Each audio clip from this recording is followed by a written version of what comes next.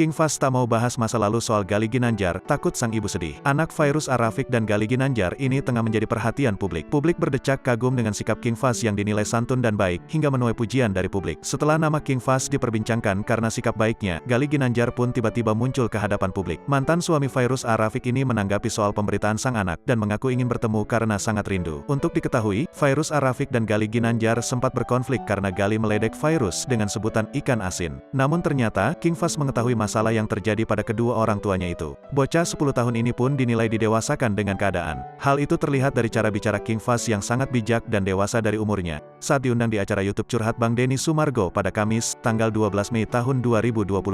Dalam podcast itu, King Fahz pun menyatakan bahwa ia tak ingin mengingat masa lalu karena tidak ingin melihat Fairuz Ar-Rafiq sedih. Fahz, sapaan akrabnya, mengatakan bahwa kesedihan dan kesenangan yang dirasakan Fairuz Ar-Rafiq itu juga bisa dirasakan olehnya. Namun pada obrolan itu, King Fahz tidak menyebut nama secara spesifik soal masa lalu yang ia bicarakan itu. Akan tetapi publik menduga, yang dibicarakan King Fahz itu adalah sosok ayahnya Gali Ginanjar.